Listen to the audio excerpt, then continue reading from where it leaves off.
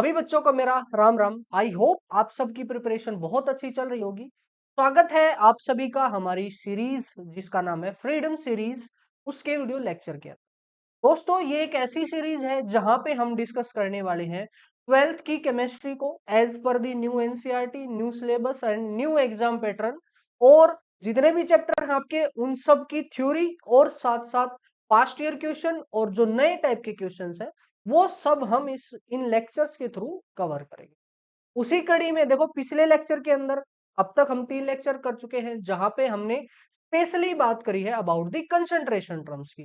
तो वो एक मेजर सा टॉपिक था जो हमारा खत्म हो गया। और जैसे ही कोई भी टॉपिक हमारा खत्म होगा, हम क्या करेंगे, हम सिंपली उस पे बेस्ड अपनी नॉलेज को चेक करेंगे। अपनी नॉलेज मतलब कि जो हमने सीखा है क्या वो बोर्ड के एग्जाम में काम आएगा या नहीं आएगा, या फिर वैसे ही सर कुछ भी करवा रहे। ठीक है, चलो देखते हैं। अब हम देखेंगे कि जितने भी क्वेश्चन अब तक आपके एचबीएससी और सीबीएसई दोनों एग्जाम के अंदर आए हैं, मैं ज्यादा पुराने नहीं देखूंगा, 15-16 तक उन सभी क्वेश्चन को एक एक करके डिस्कस करेंगे इस वाले लेक्चर के अंदर। और देखेंगे कि एक भी क्वेश्चन ऐसा नहीं मिलेगा शायद आपको कि जिस जो आपको ना कर पाओ फर्स्ट टाइम में ही। क्योंकि अगर लेक्चर को अच्छे से देखा है तो सारे क्वेश्चन ऑलमोस्ट उनसे टफ वाले क्वेश्चन भी हम लेक्चर के अंदर देख चुके हैं। ठीक है, तो चलते हैं हमारे लेक्चर के थ्रू। और साथ साथ मैं एक चीज और बताता हूं, इन लेक्चर में, इस वाले लेक्चर में स्पेशली हम डिस्कस करेंगे नए वाले क्वेश्चन जो एचबीएससी ने और सीबीएसई ने लेटेस्टली इंट्रोड्यूस करे हैं। वो हैं आपके दो टाइप के क्वेश्चन, मेनली है एसेसर और रीजन क्वेश्चन, और दूसरे है केस स्टडी यानी पैराग्राफ क्वेश्चन। तो वो भी एक एक करके हम देखेंगे। तो अब चलते हैं एचबीएससी के अंदर। जो मेनली आपके 1 मार्क्स के क्वेश्चन आते हैं वो जनरली होने वाले हैं आपके एमसीक्यू, और हो सकता है वन लाइनर भी आ जाए, कोई गारंटी नहीं है। चलो, पहला क्वेश्चन है 2023 के अंदर पूछा गया था, अभी जो एग्जाम हुआ है सेट डी के अंदर। What is independent of temperature. देखो, वर्ड आपने फोकस करना है क्या, इंडिपेंडेंट। इंडिपेंडेंट का मतलब जब भी आ जाए आप क्या सोचोगे, इन विच वॉल्यूम टर्म इज, जिसके अंदर वॉल्यूम टर्म नहीं है, ऐसी क्वांटिटी क्या होंगी, टेम्परेचर इंडिपेंडेंट होगी। एक एक करके देखते हैं। सबसे पहले है मोलैलिटी। क्या मोलैलिटी है, मोलैलिटी क्या हो जाएगी आपकी, सॉरी मोलैरिटी है m is equal to N B, number of moles of solute, divided by यहाँ क्या आता है, वॉल्यूम ऑफ सॉल्यूशन। ये आप लोगे लीटर के अंदर। देखो यहां तो वॉल्यूम आ गई, तो इसका मतलब ये टेम्परेचर डिपेंडेंट है, तो ये तो ऑप्शन आपका होने वाला नहीं है। Next is molality. Molality, molality का फॉर्मूला क्या हो जाएगा, मोलैलिटी स्मॉल m से डिनोट करेंगे, that is equal to N B divided by, यहाँ पे क्या पुट करते हैं, यहाँ पे हम पुट करते हैं डब्ल्यू ए, यानी मास ऑफ सॉल्वेंट, वो भी किसके अंदर, केजी के अंदर। तो बताओ क्या यहाँ पे कोई भी वॉल्यूम की टर्म आई है, नहीं, इसका मतलब ये हमारा करेक्ट आंसर हो। बाकी ऑप्शन को भी चेक करेंगे, हो सकता है मोलैलिटी ना दे, कुछ और दे दे। तो देखो, जैसे नॉर्मेलिटी है, नॉर्मेलिटी क्या होती है आपकी, normality, normality is equal to, molality की टर्म्स में लिखते हैं क्या, valency effect into molality, molarity sorry. Molality और मोलैलिटी में एक दो बार कंफ्यूजन हो जाता है, क्योंकि यहां से मैं बिना सोचे थोड़ा बोलना पड़ता है स्पीड से, तो एक दो बार इधर उधर हो गया होगा तो देख लेना। नॉर्मेलिटी हुई आपकी क्या, वैलेंसी फैक्टर इनटू एम यानी मोलैरिटी। तो यहां भी मोलैरिटी आ गई। अब मोलैरिटी तो टेम्परेचर डिपेंडेंट है, तो इसका मतलब नॉर्मेलिटी भी क्या हुई, टेम्परेचर डिपेंडेंट हुई। तो ये ऑप्शन भी आपका हो गया इनकरेक्ट। नेक्स्ट चलते हैं वॉल्यूम परसेंटेज पे। यहां तो खुद ही वॉल्यूम है, इसका मतलब ये भी क्या हुआ आपका, टेम्परेचर डिपेंडेंट हुआ। तो option number B is the correct answer. और देखो इस वाली लाइन पे कि कौन टेम्परेचर डिपेंडेंट है कौन इंडिपेंडेंट है, हम मेनली फोकस करते हैं, क्योंकि ये एक मेजर पोर्शन है आपके क्वेश्चन आने का। चलो नेक्स्ट क्वेश्चन देखते हैं। नेक्स्ट क्वेश्चन कहता है molality of pure water is. देखो क्लासेस के अंदर भी हमने इस क्वेश्चन को करा है, यहां भी एक बार देख लेते हैं। प्योर का मतलब क्या हो जाएगा, जब भी आप वर्ड बोल दो प्योर, प्योर का मतलब है कि आपका सोल्यूट, आपका सोलवेंट और आपका सॉल्यूशन, ये जो तीनों चीज है, ये तीनों एक ही चीज को रिप्रेजेंट करती है, और वो कौन है, वो होने वाली है आपकी। ठीक है, अब हमने मोलैलिटी निकालनी है। बताओ मोलैलिटी का formula, m is equal to N B divided by W. Molality तो हमने निकालनी है। अब दो टर्म्स बचती हैं, एक है एनबी और एक है डब्ल्यू। जब भी ऐसा हो कि आपको सिर्फ एक ही चीज दे रखी हो और दूसरी ना दे रखी हो, तो आप क्या करते हो, आप उसको मान लेते हैं। इन दोनों में से किसी भी एक चीज को आप मान लो। जैसे मैंने बोला let W A is equal to 1 kg। अब 1 ही क्यों माना, क्योंकि यहां से कैलकुलेट करना इजी हो जाएगा। जो भी आपके एनबी आएंगे उसके डिवाइडेड बाय 1 कर देंगे हम। ठीक है, डब्ल्यू ए 1 kg का मतलब है कि आपके कितने ग्राम हुए, 4 ग्राम। तो डब्ल्यू ए आ गया, एम आपने निकालना है, बच गया कौन, एनबी। अब एनबी निकाल दो, कैसे निकालोगे, एनबी इज इक्वल टू क्या होता है फॉर्मूला, गिवन मास बाय में मोलिकुलर मास। अब गिवन मास आ गया आपका कितना, 1000, divided by molecular mass water का कितना, 18, तो कितना आ गया 55.5। अब बस यहाँ पे पुट करना है आपने। मोलैलिटी किसके बराबर आ जाएगी, molality is equal to number of moles आए 55.5 डिवाइडेड बाय 1। आपका करेक्ट आंसर कौन सा हो जाएगा, आपका करेक्ट आंसर हो जाएगा डी। चलते हैं नेक्स्ट क्वेश्चन पे। देखो नेक्स्ट क्वेश्चन क्या कर रहा है, molality of 900 gram of water. देखो क्वेश्चन बिल्कुल सेम ही है। पहले वाला था कहाँ, 2021 के अंदर, ये वाला 2017 के अंदर। सेम क्वेश्चन है, बस यहाँ पे ना मास ऑलरेडी उसने दे दिया, तो ये तो और इजी हो गया। ठीक है, और वाटर ही है, वाटर ही है, तो इसका मतलब सोल्यूट, सोलवेंट और सॉल्यूशन तीनों चीज क्या है, वाटर है। पुट करो, मोलैलिटी का फॉर्मूला स्मॉल एम, मैं थोड़ा सा इसको इंक्रीज कर, small M is equal to, small M क्या हुआ, given number of moles of solute divided by W A.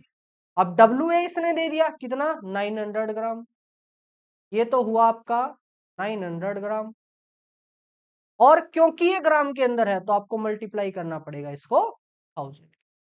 अब बच गए एनबी, एनबी कैसे निकालोगे, एनबी इज इक्वल टू, अभी अभी हमने निकाले थे गिवन मास इसका, सोल्यूट का।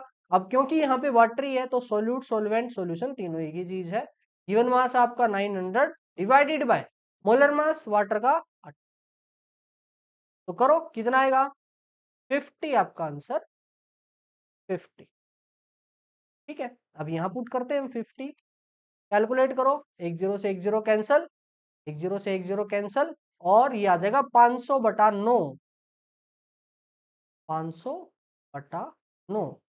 बताओ आपका आंसर कितना आया, आपका आंसर आ जाएगा, करो 9×5 = 45, बच गया 5, 9×5 = 45, अरे ये तो 55.55 ही आता गया, तो यही आपका आंसर। चलो नेक्स्ट क्वेश्चन की तरफ देख चलते हैं। नेक्स्ट क्वेश्चन है आपका 2017 के अंदर ही पूछा गया था, what is the mole fraction of solute in 2.5 molal aqueous solution. देखो इसने बोला है मोलल, दूसरा इसने बोला है एक्वस। मोलल का मतलब यहाँ पे है मोलैलिटी से, और एक्वस का मतलब है यहाँ पे H2O। ठीक है, और मोलैलिटी दे दी इसने, मोलैलिटी इज इक्वल टू 2.5। ठीक है, मोलैलिटी होगी। अब हमने क्या निकालना है, मोल फ्रैक्शन निकालना है। मोलैलिटी को कैसे रिप्रेजेंट करते हैं हम, NB divided by W A.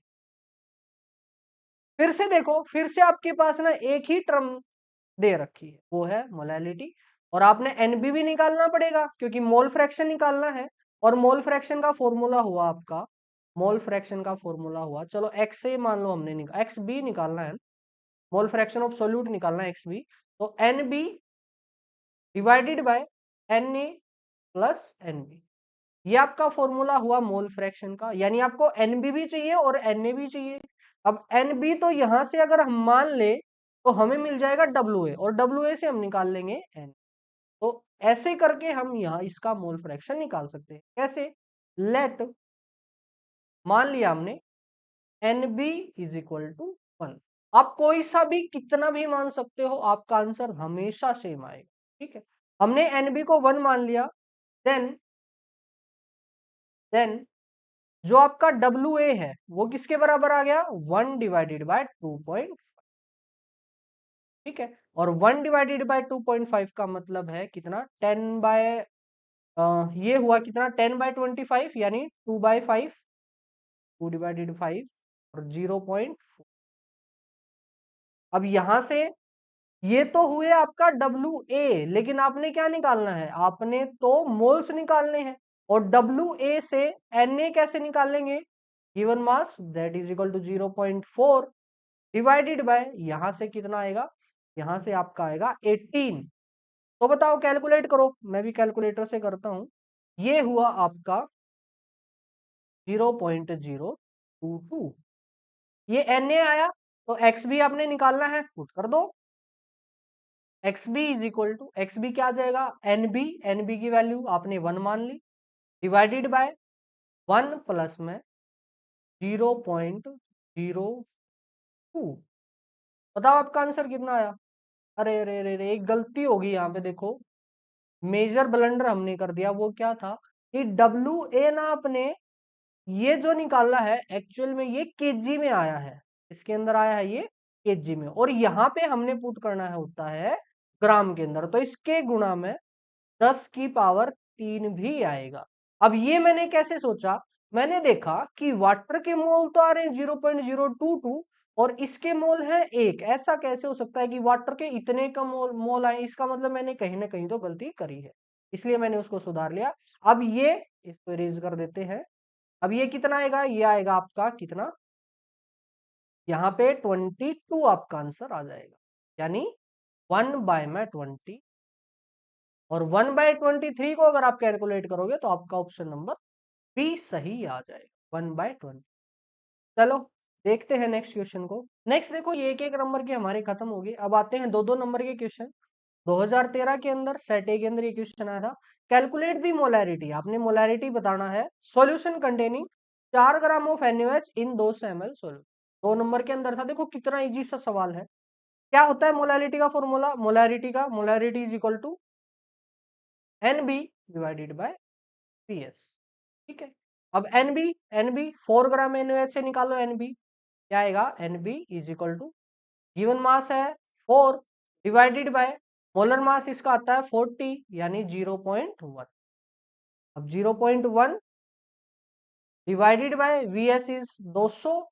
अब VS देखो ml के अंदर दे रखी है, इसलिए हम मल्टीप्लाई कर देते हैं कि 1000 के साथ, 20 से 20 कैंसल और यहाँ पे कैंसल होके 5 आ जाएगा, और आपका आंसर आ जाएगा 0.5 m, या फिर आप पुट कर सकते हो मोल पर लीटर, ये आपका एक्चुअली में आंसर होगा। और देखो क्योंकि इसने प्रॉपर लिखने को बोला है, 2 नंबर का क्वेश्चन है, तो आप लिखोगे कि आपने एनबी कैसे कैलकुलेट किया है, फिर मोलैरिटी का फॉर्मूला पुट करोगे और आंसर आप निकाल। अब बिल्कुल इसी के जैसा 2018 के अंदर क्वेश्चन पूछा गया था, जहां पे सिर्फ 200 की बजाय क्या दे रखा था, 500 दे रखा था, तो वो आप अपने आप खुद करो। नेक्स्ट क्वेश्चन पे चलते हैं। नेक्स्ट क्वेश्चन 2023 के अंदर ही सेट बी के अंदर और साथ साथ 2018 में भी आया था, कैलकुलेट दी मोलैरिटी, फिर से मोलैरिटी निकालनी है, ठीक है, कंटेनिंग इतने ग्राम KOH इन 500 ml सॉल्यूशन, बिल्कुल उसके जैसा ही सेम क्वेश्चन है। मोलैरिटी का formula NB divided by VS, ठीक है। अब NB कैसे कैलकुलेट करोगे, NB is equal to given mass is 5.6 divided by molar mass, इसका होता है 39 और ऑक्सीजन का 16 और H का 1, कितना आएगा 56, that is equal to 0 point, ठीक है। अब यहां से बताओ मोलैलिटी कितनी आई, molality is equal to NB की value 0.1 divided by volume, volume है 500 मल्टीप्लाई बाय आपका 1000।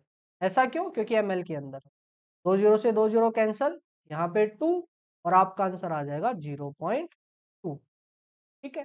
चलो नेक्स्ट देखते हैं, define mole fraction and mass percentage, देखो कितना इजी सा सवाल है, ये खुद करोगे, डेफिनेशन ही लिखनी है।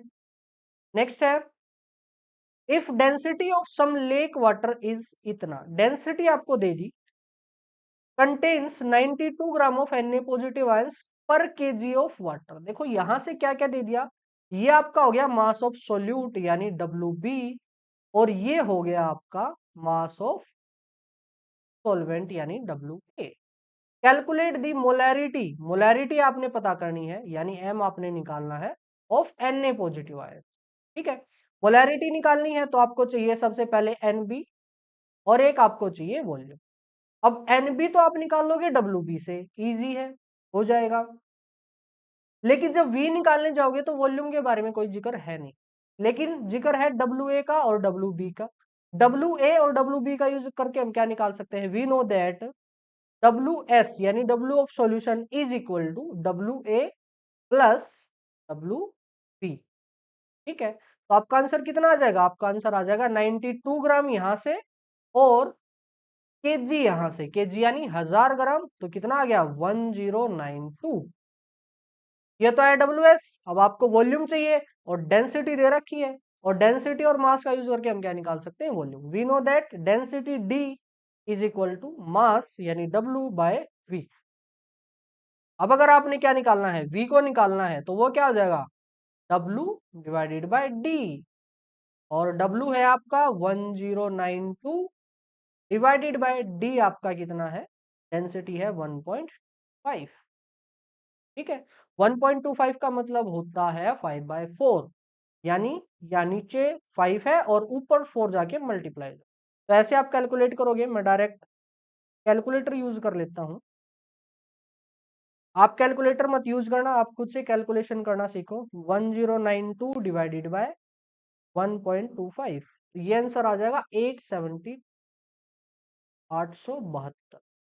और ये 872 क्या आएगा, ये आएगा ml, क्योंकि डेंसिटी की यूनिट देखो, सॉरी ग्राम पर ml है, ये कैसे है, ग्राम पर। ठीक है, तो ml के अंदर ये यूनिट आ गई हमारी।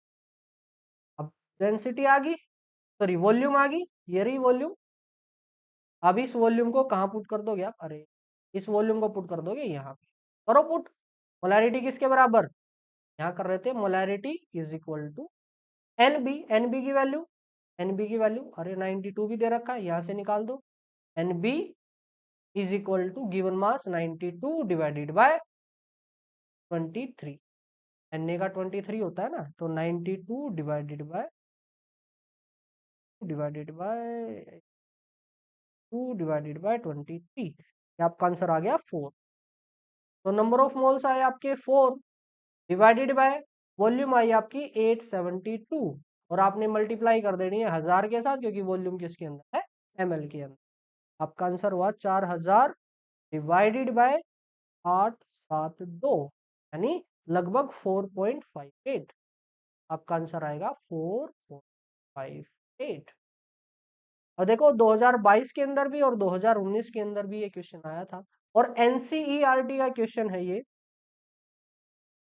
और एनसीईआरटी के जितने भी न्यूमेरिकल हैं उनको कर लो, वहीं से आपका क्वेश्चन मोस्टली आता है। ठीक है, नेक्स्ट क्वेश्चन पे चलते हैं। नेक्स्ट में देखो क्या बोला है इसने, कंसंट्रेटेड HNO3 इज यूज्ड, और वो कितना दे रखा है 68% बाय मास है वो, in aqueous solution what should be the molarity, फिर से मोलैरिटी निकालनी है अगर डेंसिटी इतनी हो 1.5। क्या करते हैं हम, देखो यहाँ पे अब परसेंटेज दे रखी है, डेंसिटी दे रखी है, मास का कहीं भी जिक्र नहीं है। देखो पिछले वाले क्वेश्चन के अंदर तो मास दे रखा था, तो हमने वहां से उसको कैलकुलेट कर लिया। अब यहाँ पे मास दे नहीं रखा, लेकिन क्या चीज दे रखी है, परसेंटेज। तो क्या करेंगे हम, let mass of solution, mass of solution आप मान लो, mass of solution is 100, mass of solution मान लिया आपने 100, तो वहां से मास ऑफ HNO3 कितना आ जाएगा, मास ऑफ HNO3 वो है पूरे का 68%, पूरा कितना है 100 का 68% आया। देखा कितना इजी है। चलो ये तो आ गया 68। अच्छा ये तो मास आया, क्या मोल भी बता सकते हो, मोल इसके बराबर आ जाएंगे, given mass 68 divided by molar mass, molar mass निकालोगे वो भी 68 आएगा, तो यहां से आपका आंसर आ गया मोल आगे। अब वॉल्यूम और चाहिए, वॉल्यूम के लिए क्या करेंगे, we know that volume is equal to mass divided by density, पिछले वाले क्वेश्चन में ही करा था, मास डिवाइडेड बाय डेंसिटी। अब मास, मास कितना है, मास है आपका, मास किसका पुट करेंगे, जिसकी वॉल्यूम निकालनी है, वॉल्यूम किसकी निकालनी है, सॉल्यूशन की, तो सॉल्यूशन का मास देखो ये आपने मान रखा, तो यहाँ पे 100 डिवाइडेड बाय डेंसिटी है 1.5, 1.5 ही में इसको लेके चलते हैं, तो ये आपका आंसर कितना आ जाएगा 50। नहीं, 100 डिवाइडेड बाय, ये आएगा 100 डिवाइडेड बाय 1.5 यानी 66। तो करते हैं साफ, आपका आंसर आएगा 6.6। और किस में आएगा, अरे फिर से ये यहाँ पे ml के अंदर। ठीक है, ये वॉल्यूम हुई, ये मोल हुए। अब मोलैलिटी निकाल दो, चलो निकालते हैं।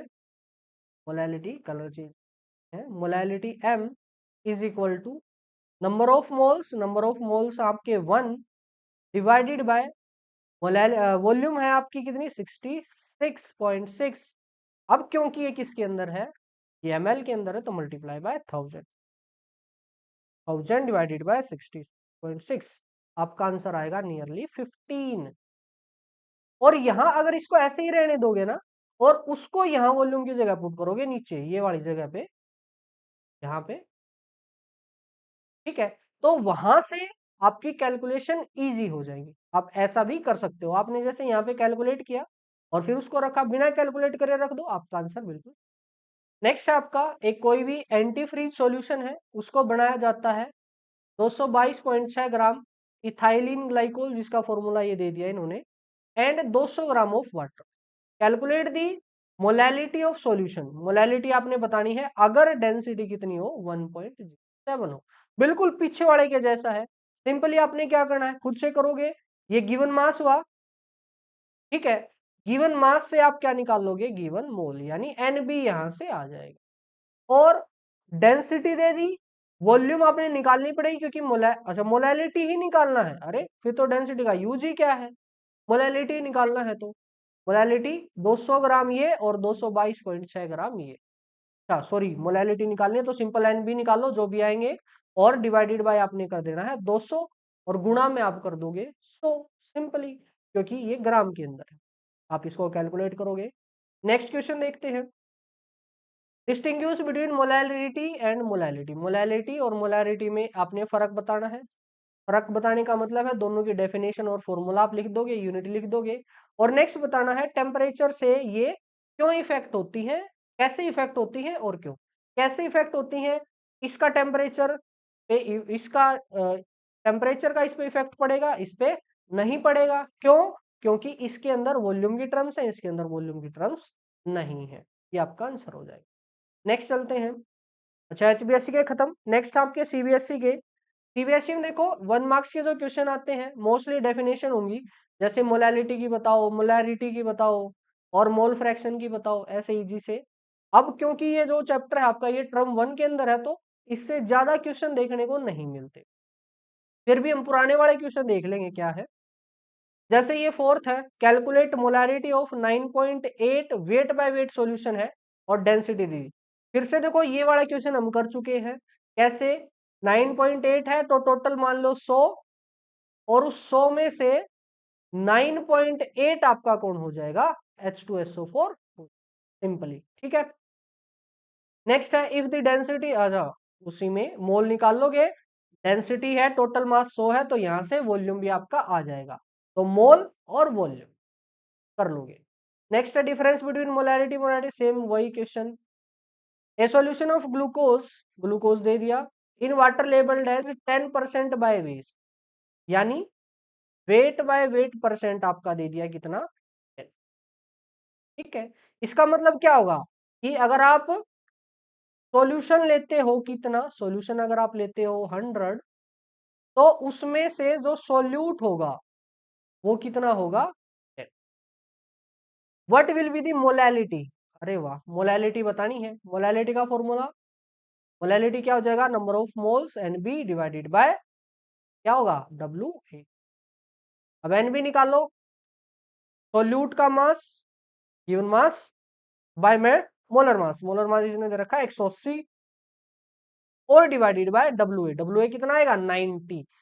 सोलवेंट का आपने लेना होता है, ये सॉल्यूशन है, ये सोल्यूट है, तो सोलवेंट हो जाएगा 90, और इसके गुणा में आप कर दोगे, बस इजी सी कैलकुलेशन है, इसको करोगे तो आपका इजीली हो जाएगा।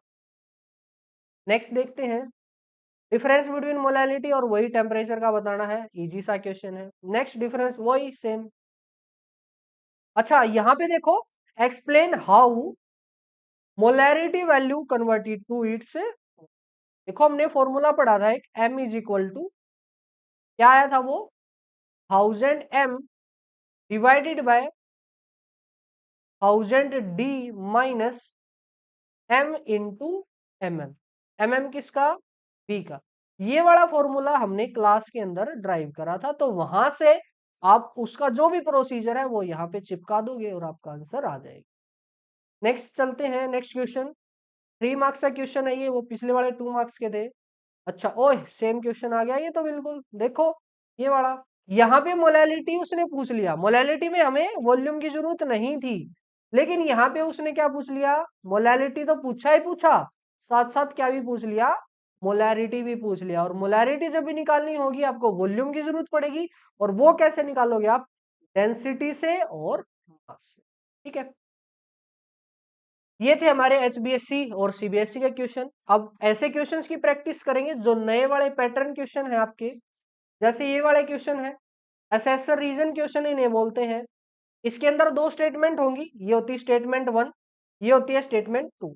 अब इस ये एमसीक्यू फॉर्म में आता है जनरली। कैसे आएंगे एमसीक्यू, पहले तो यही पूछ लेगा कि क्या ये दोनों बात सही है, पहले 2 ऑप्शन के अंदर तो ये होगा दोनों बात सही है, और मिक्स कर देगा उसको कि क्या जो आपने रीजन दिया है क्या वो भी सही है इस असेसर के हिसाब से। दूसरे में बात तो ठीक है लेकिन वो रीजन करेक्ट एक्सप्लेनेशन नहीं है।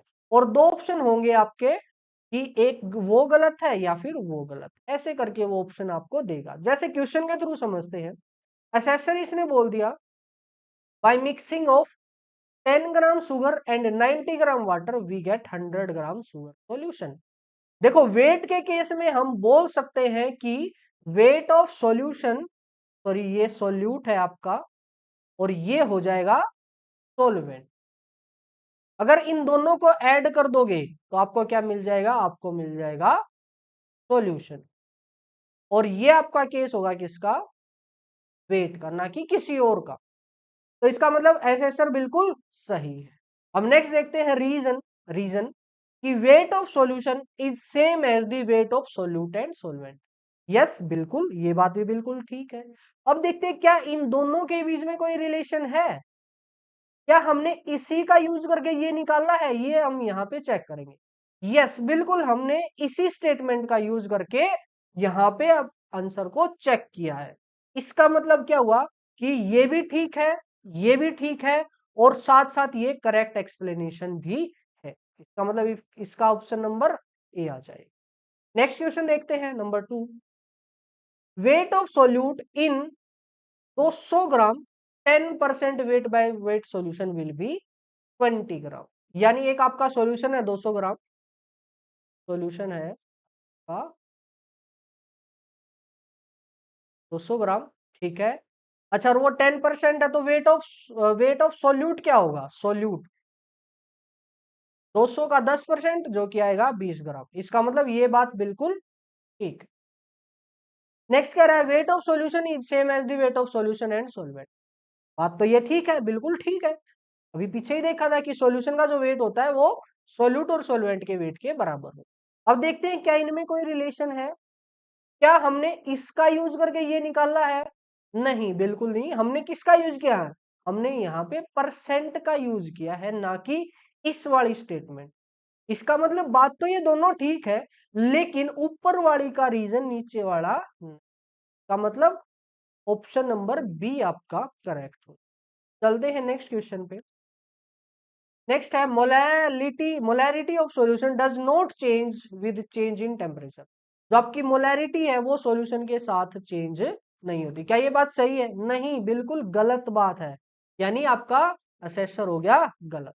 Next reason, molarity is expressed in moles, moles per litre solution, moles per litre solution. क्या ये बात सही है, या मोलैलिटी नहीं मोलैरिटी है, यहाँ पे आप चेक करो, यहाँ पे है मोलैरिटी, ठीक है। तो यहाँ पे देखो पहली वाली बात बिल्कुल गलत है। दूसरी वाली मोलैरिटी मोल्स पर लीटर के अंदर होती है, इसका मतलब ये सही, यानी एसेसर हुआ आपका फॉल्स और रीजन हुआ true, option number D. Next देखते हैं। Next, molality of solution does not change with, अरे जो आपकी मोलैलिटी है, अच्छा ये तो पिछले वाला ही क्वेश्चन हो गया, तो पीछे वाला ही हो गया। अच्छा यहाँ पे देखो, अच्छा ठीक है, molality of solution does not change with temperature, क्या आपकी मोलैलिटी टेम्परेचर के साथ चेंज होती है? बिल्कुल भी नहीं, इसका मतलब ये है आपकी करेक्ट। नेक्स्ट है, मोलैलिटी इज एक्सप्रेस्ड इन मोल पर केजी, यस बिल्कुल ठीक। अब क्या इनका आपस में रिलेशन है? क्या हम इसकी वजह से यही बोल रहे हैं? यस, क्योंकि मोलैलिटी के अंदर कोई भी वॉल्यूम टर्म नहीं है इसकी यूनिट के अंदर, इसका मतलब वो टेम्परेचर पे डिपेंड नहीं करती। तो आपकी दोनों करेक्ट हुई और आपका रीजन भी करेक्ट है। नेक्स्ट है आपका, sum of mole fraction of all component is unity, yes बिल्कुल correct. Mole fraction X A plus X B, X A plus X B, इन सब का सम आपका किसके बराबर होता है? 1 के बराबर। नेक्स्ट है, mole fraction is temperature dependent, क्या मोल फ्रैक्शन टेम्परेचर डिपेंडेंट होता है? बिल्कुल भी नहीं, टेम्परेचर डिपेंडेंट का मतलब वहां पे वॉल्यूम टर्म आए। अब यहां जब भी आप मोल निकालोगे तो आप मास का यूज करोगे, वॉल्यूम का यूज करते ही नहीं, इसका मतलब ये स्टेटमेंट आपकी है। ऑप्शन नंबर कौन सा आ गया आपका? Option number C is the correct answer. Next question, next question, molarity and normality, एक तो मोलैरिटी और एक normality of solution of sodium hydroxide are same, क्या रिलेशन होता है इनमें? मोलैरिटी और नॉर्मेलिटी में हमें पता है कि normality is equal to valency factor into into ये, ठीक है। अब क्योंकि यहाँ पे क्या है, आपकी मोलैलिटी मोलैरिटी है और यहाँ वैलेंसी फैक्टर है, ये नॉर्मेलिटी है, तो हम क्या करेंगे, निकाल के देख लेंगे। सोडियम हाइड्रोक्साइड यानी कौन हुआ? सोडियम हाइड्रो ऑक्साइड यानी NaOH। अब सोडियम हाइड्रोक्साइड के लिए जब आप वैलेंसी फैक्टर निकालते हो, कैसे निकालोगे? इसको आयंस के अंदर डिसोसिएट करके देख लो, किसके अंदर डिसोसिएट होगा ये? एक तो Na पॉजिटिव और एक OH। तो बताओ, पर आयन कितना पॉजिटिव या नेगेटिव चार्ज आया? यहाँ पॉजिटिव चार्ज आया एक, यहाँ नेगेटिव चार्ज आया एक, इसका मतलब इसके लिए वैलेंसी फैक्टर हो जाएगा एक। जो आपकी नॉर्मेलिटी है वो किसके बराबर आ जाएगी? एक गुणा में मोलैरिटी, यानी normality is equal to molarity, ये बिल्कुल सही है। किसके लिए? NaOH के। नेक्स्ट रीजन इसका है कि normality is the product of molarity and valency factor, yes ये चीज हमने यहाँ पे लिखी है। अब क्या इनके बीच में रिलेशन है? यस, इसी का यूज करके ही मैंने ये वाली स्टेटमेंट को करेक्ट प्रूव करा है, इसका मतलब आपका ऑप्शन नंबर कौन सा आ जाएगा? Option number A. Next question, अच्छा यहीं तक था। तो ये थे हमारे कुछ नए टाइप के क्वेश्चन। एक और है आपके नए टाइप के क्वेश्चन, वो है केस बेस्ड, यानी जैसे इंग्लिश के अंदर आपके पैराग्राफ क्वेश्चन आते हैं, वैसे ही आपके यहाँ पे भी पैराग्राफ क्वेश्चन। और उन पैराग्राफ में क्या होगा, जो हम नोट्स के अंदर थ्योरी कवर करते हैं ना, वो थ्योरी यूं की यूं वहां पे लिखी होगी, और उस थ्योरी के बेसिस पे ही आपसे क्या किया जाएंगे, आपसे क्वेश्चन किए जाएंगे और आपको उनको आंसर कर। अब ये वाली जो टाइप की क्वेश्चंस है, इनको हम करेंगे हमारे चैप्टर के लास्ट में, क्योंकि यहां से ना आपको एक मेजर सा पोर्शन ढूंढना पड़ेगा, एक ऐसा टॉपिक ढूंढना पड़ेगा जहां से पूरा पैराग्राफ बन जाए। वैसे तो बना तो यहां से भी सकते हैं, लेकिन अच्छा रहेगा कि हम बाकी वाले टॉपिक से इन पैराग्राफ क्वेश्चन को अटेम्प्ट करें। आज के लेक्चर को यहीं तक रखते हैं। अब जैसे ही ये लेक्चर खत्म होगा, इसके बाद आपका नेक्स्ट टॉपिक स्टार्ट होगा, और उस नेक्स्ट टॉपिक के अंदर भी ऐसे ही हम कंटिन्यू करते जाएंगे कि हम पहले टॉपिक कवर करेंगे, उसके बाद हम जितने भी हमारे PYQs हैं या जो क्वेश्चन आने के ज्यादा चांसेस है, उन वाले क्वेश्चन को हम डिस्कस। तो तब तक के लिए मेरी तरफ से राम राम, और आप अच्छे से पढ़ते रहिए और ऐसे ही आगे बढ़ते रहिए। Thank you.